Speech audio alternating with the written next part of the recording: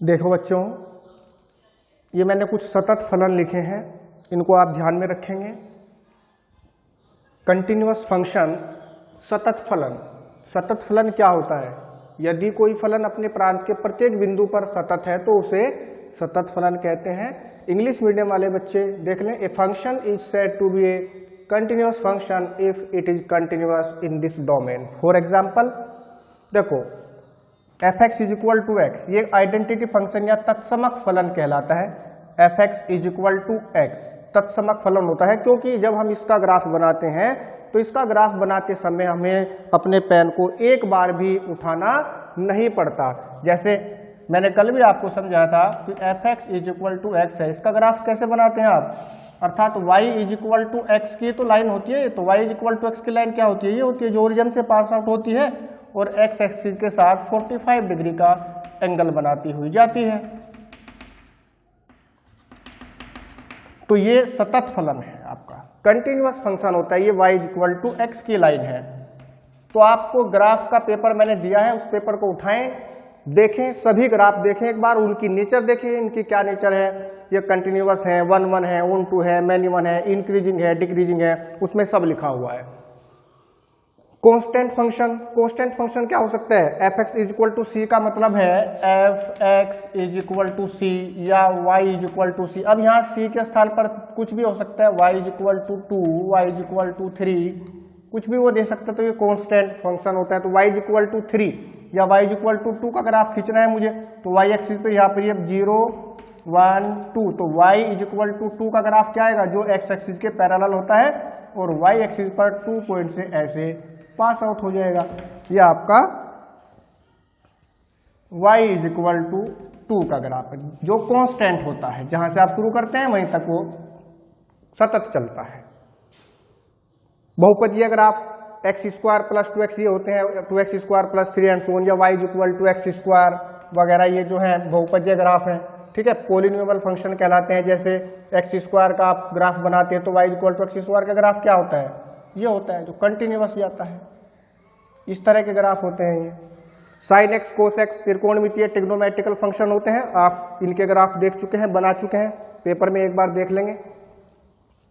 ये लघु गणकीय हाइपरबोलिक अतिपरवलिक फलन और ये निरपेक्ष मान फलन एब्सोल्यूट वैल्यू फंक्शन कहलाते हैं। ये सभी क्या होते हैं? आपके कंटिन्यूअस फंक्शन अर्थात सतत फलन होते हैं, क्योंकि इनका ग्राफ बनाते समय आपको एक बार भी पेन उठाना नहीं पड़ता। ये मैंने कुछ ही लिखे हैं, तो आप इनको नॉर्मली ध्यान में रखें। ठीक है, तो इनको मैं आपको एक बार समझा देता हूं। ये जो लास्ट वाला है निरपेक्ष मान फलन एब्सोल्यूट वैल्यू फंक्शन, देखो जैसे ये f x is equal to mod x है, तो ये मापांक फलन होता है वैसे तो ये कैसे करते हैं? F x is equal to mod x का मतलब क्या होता है? ये मॉडुलस में से बाहर आके प्लस का एक्स होता है, कब? जब एक्स की वैल्यू 0 या 0 से ग्रेटर, और माइनस का एक्स होता है जब एक्स लेस देन 0। ये होता है। तो अगर आप इसका ग्राफ लेते हैं तो 0 पर ये फंक्शन जाएगा, 0 ही हो जाएगा। 1 एक्स से ग्रेटर 0 से ग्रेटर है तो ये जाएगा 1 पे प्लस 1, ये 2 पे प्लस 2, ये हो जाएगा। अब -1 अगर मैं लेता हूं तो -1 पे क्या आएगा? -1 एक्स लेस देन 0, तो ये वाला फंक्शन आएगा। तो -1 मैंने लिया तो -1 यहां रखा जाएगा, तो माइनस तो ऑलरेडी है, और एक्स की जगह -1 हम और रखेंगे तो क्या हो जाएगा? +1 हो जाएगा। तो ये हो गया +1। -2 लेंगे तो -2 एक्स से लेस है, तो कौन सा फंक्शन जाएगा? ये जाएगा। तो यहाँ एक्स की जगह -2 रखेंगे तो माइनस तो ऑलरेडी है, -2 रखेंगे तो ये +2 हो जाएगा, ये आ जाएगा। तो आप इसको ज्वाइंट करा दो बस, और देखिए ये आपका फंक्शन, ये ग्राफ कहीं पर भी नहीं टूटता है, अर्थात ये कंटिन्यूअस है। ठीक है, देखो ये देखें, x plus mod x, f x is equal to x plus mod x. अब इसको थोड़ा सा आगे आप बढ़ा लीजिए, इसको देखेंगे हम, इसको लेके चलेंगे। तो अगर ये x मोड के अंदर जो है 0 या 0 से ग्रेटर हो तो ये बाहर आके प्लस हो जाएगा, अर्थात x प्लस एक्स, ये तो है x, और ये प्लस एक्स, कितना मिलेगा आपको 2x मिल जाएगा। और अगर ये x लेस देन 0 हो तो इस पर आपको ध्यान नहीं रखना, ये तो आपका x ही रहने वाला है, बस केवल मैं इसके लिए कंडीशन लगा रहा हूं। तो ये माइनस का x हो जाएगा मोड से बाहर आके लेस देन 0 के लिए, तो कितना मिलेगा आपको 0 मिलेगा। ठीक है, तो x greater than equal to 0 के लिए फंक्शन आपको मिलता है fx is equal to 2x, और लेस देन 0 के लिए अर्थात नेगेटिव वैल्यू के लिए फंक्शन की वैल्यू मिलती है आपको 0। ठीक है, तो अगर आप इसका ग्राफ बनाएं तो देखें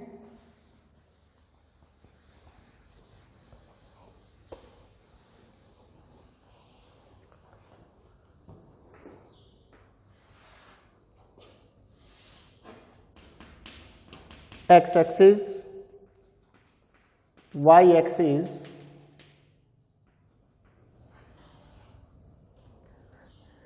जीरो के लिए कौन सा फंक्शन है ये, यहां पर रख दो x की जगह 0, 2 इंटू 0 0, 0 पर 0, 1 1, x 0 से ग्रेटर है, 0 से ग्रेटर के लिए यही रहेगा, तो 1 यहां रखेंगे, 2 इंटू 1 2, 1 पे आपको मिलेगा 2। अगर मैं 2 लेता हूं तो 2 पे आपको मिलेगा, यहां पर रख दीजिए 2, 2 टू जा 4, 4 मैं ऊपर मान लेता हूं, तो 2 पे आपको 4 ये मिल जाएगा। अब अगर मैं नेगेटिव वैल्यू लेता हूं, -1 लेता हूं, तो -1 इधर इस केस में चला जाएगा। अब -1 पे क्या है, नेगेटिव वैल्यू पे क्या है 0, तो -1 पे 0 तो यही रहेगा, -2 पे भी 0 तो यही रहेगा, -3 लेता हूं, -3 पे भी 0 तो यही रहेगा, तो ये आपको मिला।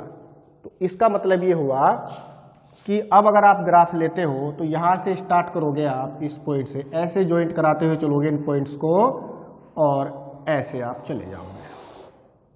तो ये एक्स एक्सिस लेफ्ट साइड का, ये और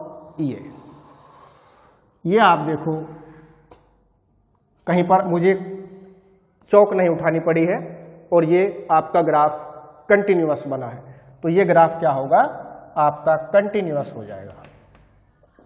ये ग्राफ आएगा इस फंक्शन का। आगे बढ़े,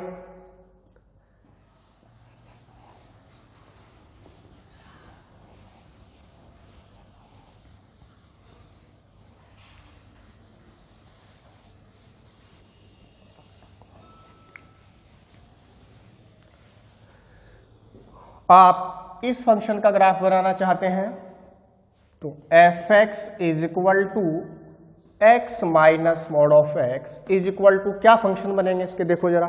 फिर मैं इसी मोड के लिए अगर x 0 या 0 से ग्रेटर है तो ये पॉजिटिव देगा वैल्यू, है, तो x माइनस, और ये 0 से या 0 से ग्रेटर के लिए पॉजिटिव रहेगा, बाहर आके पॉजिटिव x रहेगा, तो ये x माइनस एक्स ही हो जाएगा, तो ये 0 मिलेगा आपको।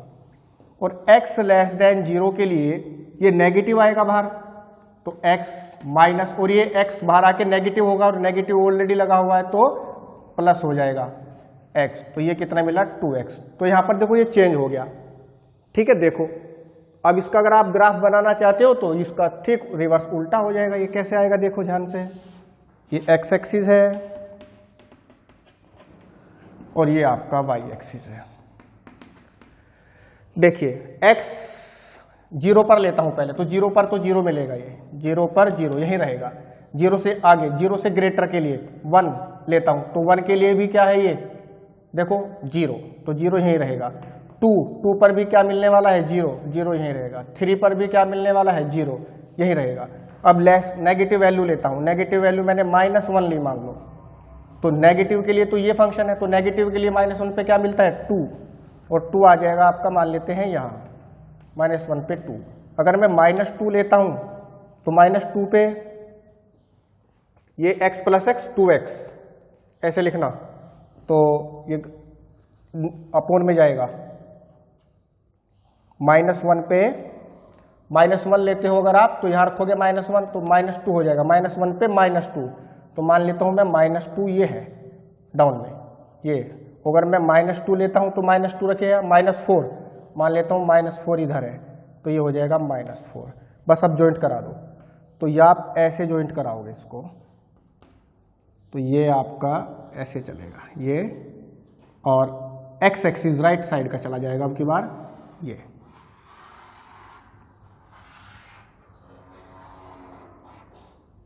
ये आपका ग्राफ मिला। तो ये भी किस तरह का ग्राफ है, देखो कंटिन्यूअस ग्राफ आपको मिलेगा। अब ये इस फंक्शन के लिए देखेंगे आप,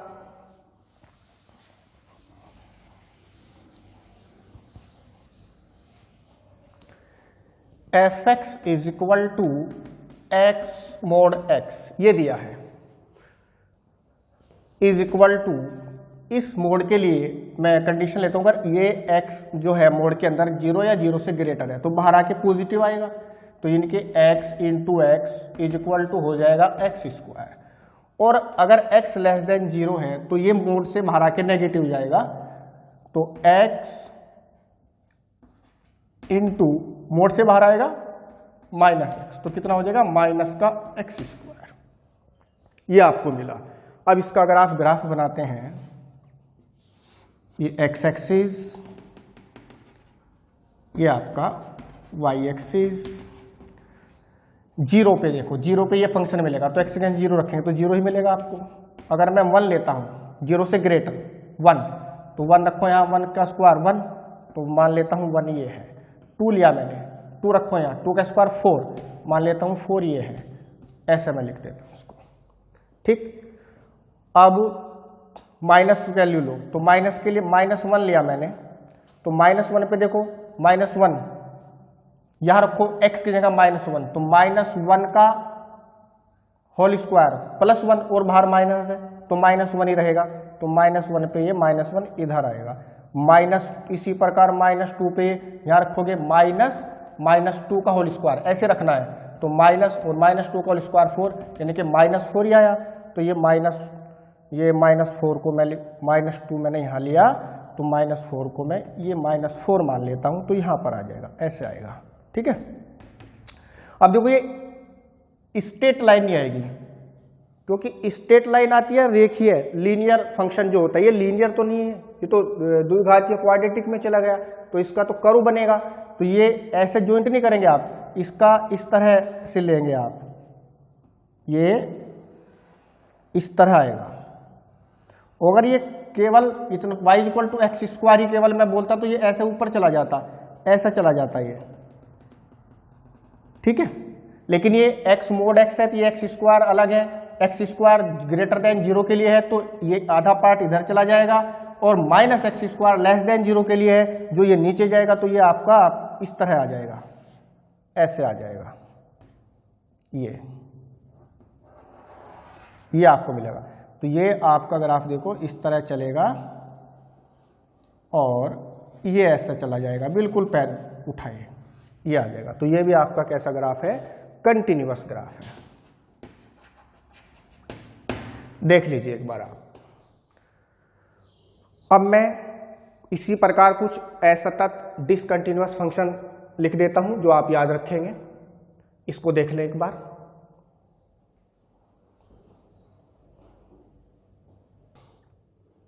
देखो ये डिसकंटिन्यूअस फंक्शन मैंने लिखे हैं कुछ।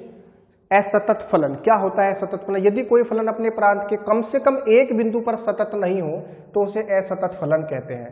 अर्थात कोई भी फलन यदि अपने प्रांत के कम से कम एक पॉइंट पर उसका ग्राफ ब्रेक हो जाए, टूट जाए, तो वह असतत डिसकंटिन्यूअस फंक्शन हो जाता है। ठीक है, कुछ डिसकंटिन्यूअस फंक्शन मैंने लिखे हैं, उनके सामने मैं वो पॉइंट भी लिख दिए हैं जिन पर ये टूट जाता है, डिसकंटिन्यूअस होता है।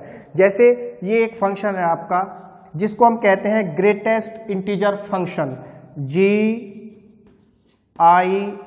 Greatest integer function. Greatest integer function Hindi में कहते हैं महत्तम पूर्णांक फलन, महत्तम पूर्णांक फलन। तो ये प्रत्येक पूर्णांक पर ये टूट जाता है, प्रत्येक पूर्णांक पर ये डिसकंटिन्यूअस होता है। इसका ग्राफ देखें कैसे बनता है।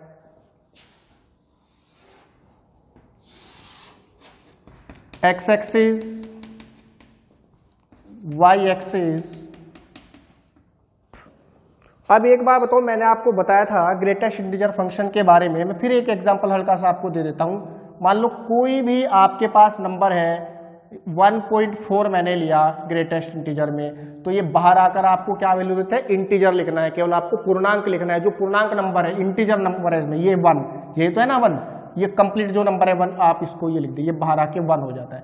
कुछ भी मैं ले लूँ 2.999, तो ये इससे बाहर आके क्या हो जाता है, 2 हो जाता है। इसका रूल मैं आपको बता चुका हूँ पहले ही, ठीक है। अब अगर यही नंबर माइनस में लिख दूं मैं, माइनस का 1.4 ये मैंने लिखा, तो अब ये बाहर आके क्या होने वाला है, देखो ध्यान से, -1, इससे एक नंबर पहले चले जाओ, -1 से एक नंबर पहले क्या आएगा, -2 आएगा, तो ये बाहर आके -2 हो जाएगा। मैंने लिखा -2.9, तो ये बाहर आके क्या हो जाएगा, -2 से एक नंबर पहले चले जाओ, पूर्णांक इंटीजर -3, ये हो जाएगा -3। अर्थात आप या यूं समझ लीजिए इस बात को, मैंने रूल लिखा रखा है उससे आप करके देख लेंगे, या फिर यूं समझ लीजिए कि ये आपका 0 है और इधर आप पॉजिटिव में चलते हैं 1 2 3 और आगे आप चले जाते हैं +∞ तक। और ये मैं कोई रियल लाइन ले लेता हूँ, मैं इस बात को आपको रियल लाइन से समझाना चाहता हूँ। इधर आप नेगेटिव नंबर ले लेंगे, -1 -2 -3 एंड सो ऑन, इधर आप चले जाएंगे ∞ की ओर, ठीक है। अब जो मैंने नंबर यहाँ लिखे हैं, कोई सब मैंने 1.4 लिखा था, तो 1.4 देखो, 1.4 1 से थोड़ा आगे जाएगा, ये पड़ेगा आपका 1.4, ये है 1.4 आपका, मैंने इसको इंटीजर में लिख लिया। अब मैं चेक करना चाहता हूँ ये बाहर आके मुझे क्या नंबर देगा। तो आपको हमेशा रियल लाइन पर लेफ्ट से चलना है और इस नंबर पर पहुंचना है। तो मैं इधर लेफ्ट से चलूंगा और लेफ्ट से चलता हुआ मैं इस नंबर पर पहुंचूंगा, ये मैं पहुंचा, देखो इस नंबर पर। अब मैं देखूंगा मैंने इस नंबर पर पहुंचने के लिए 1.4 पर मैंने इससे जस्ट पहले कौन सा इंटीजर पार किया है, तो मैंने ये 1 जो है इस नंबर को मैंने क्रॉस किया है जस्ट एकदम, तो ये बाहर आके क्या मिलेगा आपको, जस्ट ये पहले वाला नंबर आएगा 1। 2.99 कहाँ पड़ेगा, 2.99 यहाँ पर पड़ेगा, ये है आपका 2.99। मुझे बाहर आके ये ग्रेटेस्ट इंटीजर क्या नंबर देता है वो देखना है, लेफ्ट से चलना है, इस नंबर पर पहुंचना है, ये मैं पहुंच गया, ये आया मैं इस पर, देखो ठीक है। अब इस नंबर पर पहुंचने के लिए मैंने जस्ट कौन सा नंबर इंटीजर पार किया है, 2 किया है, तो ये आ जाएगा आपको 2। बस जो भी इस नंबर पर पहुंचने के लिए जो भी आपको दिया गया है, जो भी जस्ट पहले इंटीजर आप पार कर रहे हैं वही आएगा। जैसे -1.4 कहाँ आएगा, 0, -1.4 यहाँ आएगा, ये इधर आएगा, ये आ जाएगा, ये है आपका -1.4। अब आप देखना चाहते हैं बाहर आके क्या नंबर देता है, तो लेफ्ट से पहुंचे इस नंबर पर, इधर से चले और आप ये पहुंच गए इस नंबर पर। देखो इस नंबर पर पहुंचने के लिए आपने जस्ट कौन सा इंटीजर पार किया है, एकदम -2, इस बाहर आके आ जाएगा -2, ठीक है। इस तरह आप चेक कर लेंगे, रियल लाइन से आप चेक कर लेंगे, या वैसे उसको याद रख लें, ज़्यादा कोई ऐसा बड़ी बात नहीं है ये। अब मैं इसका ग्राफ बनाता हूं, तो आपको फंक्शन दिया है f(x) = ग्रेटेस्ट इंटीजर x, तो लिखिए आप, ग्राफ ये बनेगा आपका 0, ये 1 2 3 -1 -2 +1 +2, इधर ले लेता हूँ -1 -2, ये नंबर मैं लोकेट कर लेता हूँ। अब आगे बढ़ेंगे आप, 0 लेते हैं आप, x की वैल्यू आपको 0 चाहिए, 0 लेनी है, तो 0 पर आपको क्या मिलेगा, 0 पर 0 रखो, 0 ही मिलेगा, 0 पर 0 ये लिख दिया आप। अब 0 से आगे बढ़े आप, 0.1 लिया आपने, 0.1 रखिए, 0.1 यहाँ, तो f(x) = दिस या y = दिस। अगर आप 0.1 लेते हैं तो 0.1 बाहर आके क्या मिलेगी, y की वैल्यू आपको 0.1, 0 ही मिलेगा ना, इंटीजर तो 0 ही है, 0, तो 0.1 पे भी 0, 0.2 पर भी 0, 0.3 पर भी 0 और 0.9 आप लेते हो तो भी 0 और 0.99999 एंड सो ऑन पर भी 0। तो वंस के जितने भी करीब चले जाओगे आपको 0 ही मिलती चली जाएगी यहाँ पर। तो ये आपको ये यहाँ से यहाँ तक ऐसे ग्राफ चलेगा, बट जैसे ही आप 1 पर पहुंचोगे, जैसे ही आप 1 पर पहुंचोगे तो 1 रखते ही यहां पर आप जैसे ही 1 रखोगे तो 1 पर तो 1 ही मिलेगा, तो 1 पर आते ही आप 1 पर ऊपर चले जाओगे एकदम से। तो इसका मतलब ये हुआ ये 0 से चला और जैसे ही आप 1 पर पहुंचे तो यहां से टूट के ग्राफ एकदम ऊपर पहुंच गया, यहां पर चला गया ये। अब 1 से आगे बढ़ो, 1.1 लिया मैंने, 1.1, तो 1.1 लेते हो तो 1.1 की वैल्यू क्या आएगी 1, 1.2 लोगे तो भी इसकी वैल्यू क्या मिलेगी आपको 1, तो 1.1 लिया तो 1 तो यही चलेगा सामने, 1.2 पर भी 1, 1.3 पर भी 1, 1.9 पर भी 1, तो ये ऐसे चलेगा। और जैसे ही 2 पर आओगे आप तो 2 पे पहुंचते ही यहाँ पर आप 2 रखोगे तो 2 पे तो 2 ही मिलेगा, तो 2 पर पहुंचते ही आप ऊपर 2 पे चले जाओगे, यानी कि यहाँ से चला फंक्शन और एकदम 2 पर पहुंचते ही यहाँ से टूटा। और मैं ये जो होल सर्कल दे रहा हूं, ब्लैक सर्कल दे रहा हूं, इसका मतलब है टूट चुका यहां से और ये ऊपर चला जाएगा।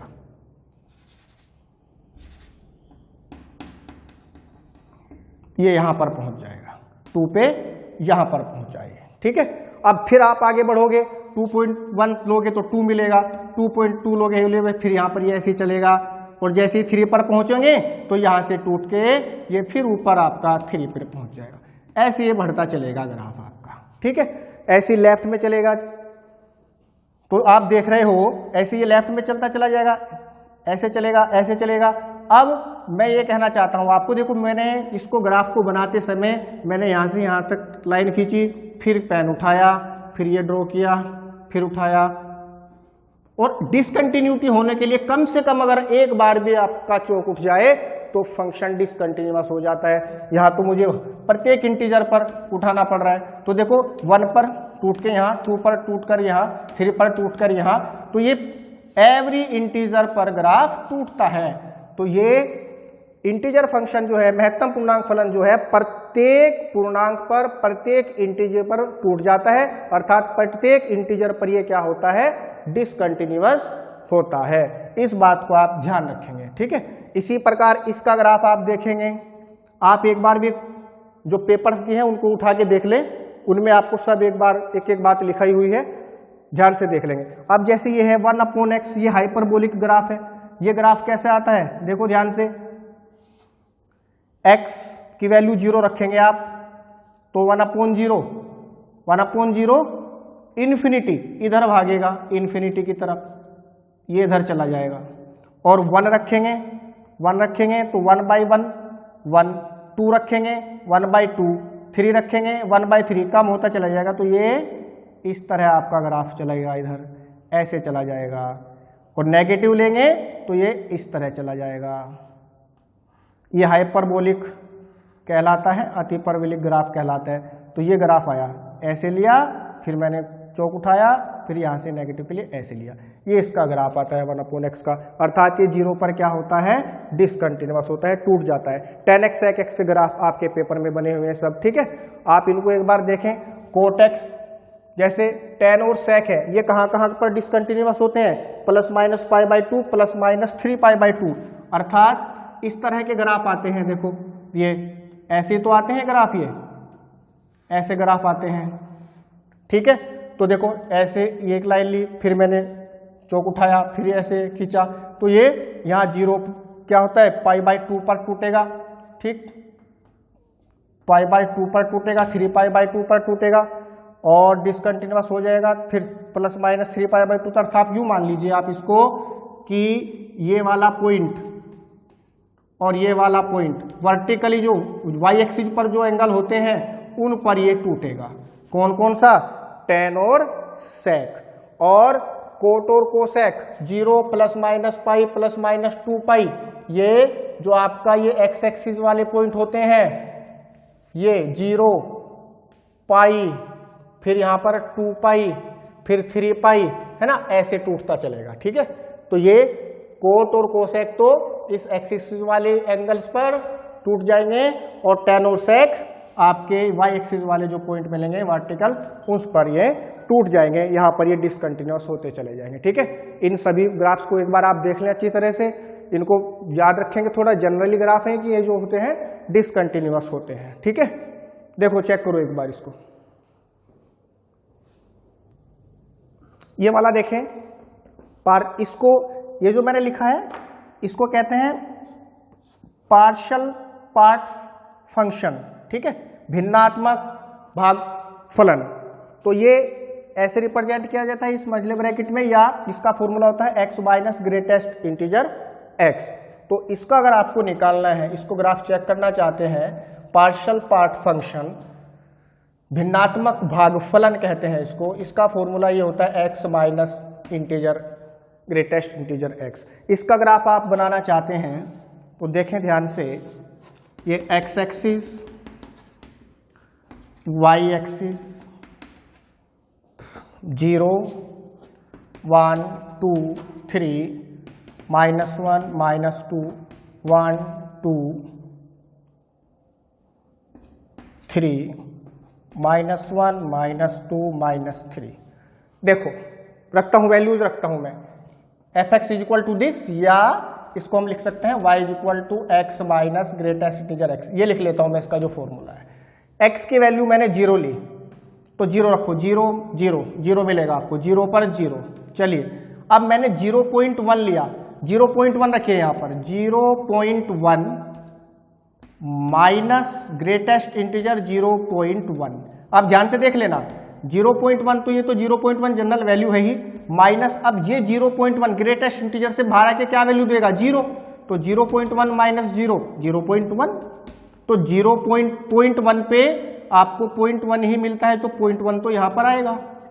0.2 पे आपको 0.2 मिलेगा तो यहाँ आएगा, 0.3 पे 0.3 मिलेगा, 0.4 पे 0.4 मिलेगा, 0.5 पे 0.5, 0.9 पे 0.9। और जैसे ही आप 1 पे जाओगे, ध्यान से सुनो, जैसे ही आप 0.9 तक आपको 0.9 ही मिल रहा है, बट जैसे ही आप 1 पे जाते हो 1 माइनस 1, तो 1 माइनस 1 ग्रेटेस्ट इंटीजर है, बाहर आके 1 होगा 0, 1 पे 0।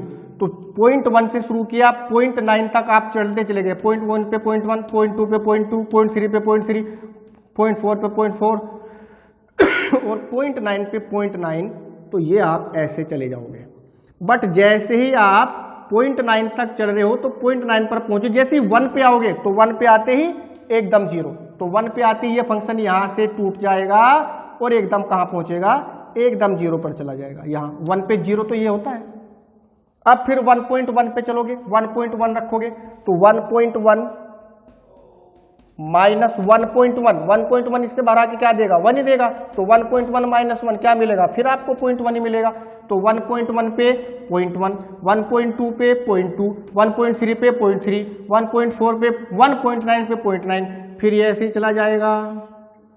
और जैसे ही ये 2 पर पहुंचेगा तो 2 माइनस 2 फिर 0, फिर यहां पर 0 पर वापस आ जाएगा, फिर यहां से टूटेगा, फिर 0 पर आ जाएगा, फिर आगे बढ़ेगा ऐसे ही 2.9 तक ऐसे ऊपर जाएगा, जैसे 3 पे जाएगा एकदम यहां से टूट के फिर वापस 0 पे आ जाएगा। तो एवरी इंटीजर पर ये फंक्शन भी टूटता है, इसलिए प्रत्येक पूर्णांक पर ये डिसकंटिन्यूअस होता है। देखें ध्यान से।